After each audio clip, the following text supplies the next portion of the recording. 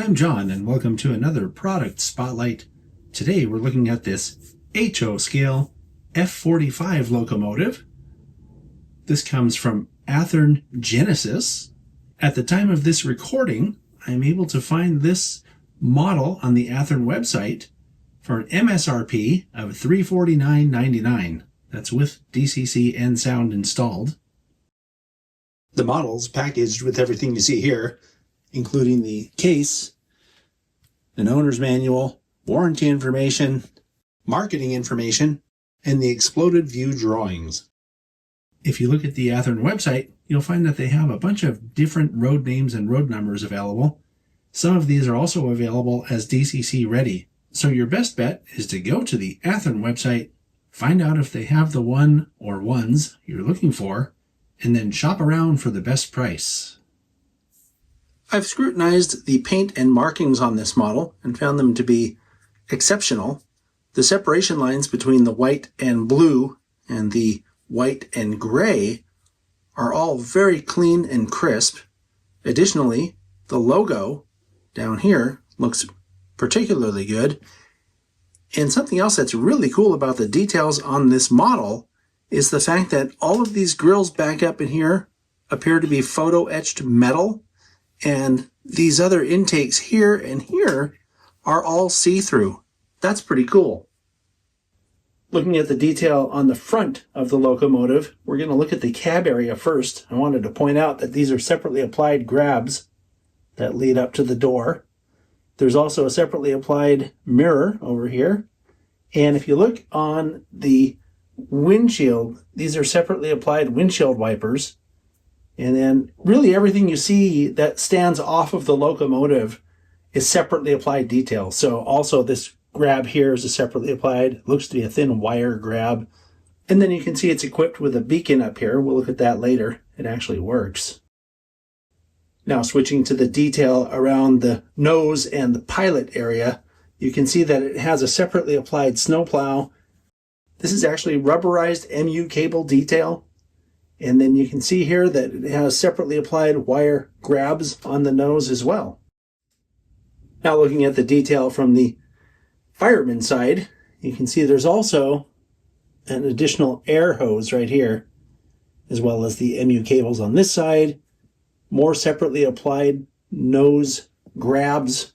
There's also one up here on the hood, separately applied. Here's a broad side of the fireman side of the model. And I'll take this opportunity to point out the detail in the trucks. You can see it has a speed recorder here. And then also there's some detail picked out with red paint around the fuel tank. And something else that's pretty cool about this model is that these portholes are recessed, like the real prototype. Detailing on the rear of the model is consistent with what we saw on the front of the model, including separately applied thin wire grabs for roof access. These are separately applied grabs and railings back here. I really like how the white and blue kind of are separate, so they really stand off of the model very well that way. That looks cool. And also on this rear pilot, you can see it has more of that hose detail we saw, like what's on the front.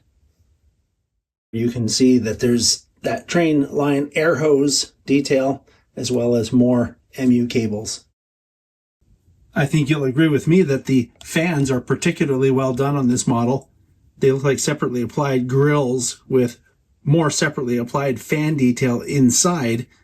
This one has I guess this is like a winterization hatch type deal with a photo etched grill over it, and then more of that same separately applied detail inside there, which you can see.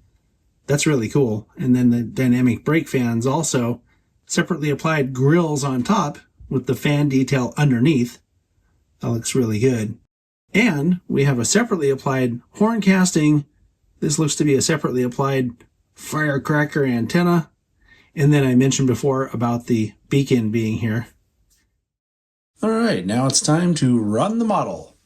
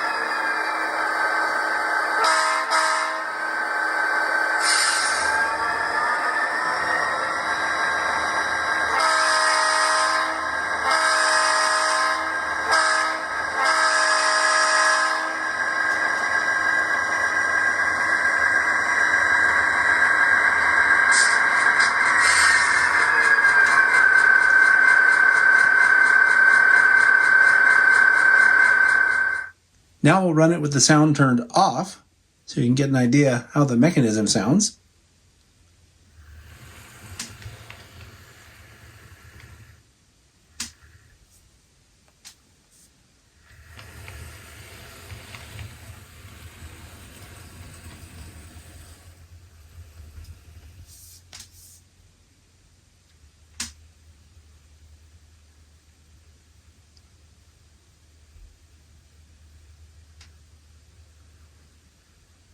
It's a little chunky on speed step 1, but on speed step 2, it's pretty smooth.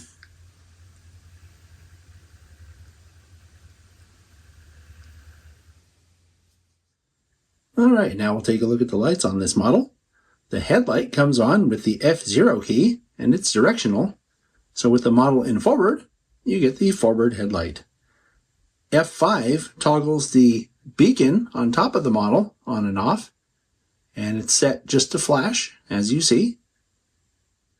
Then when we put the model in reverse, the rear headlight comes on.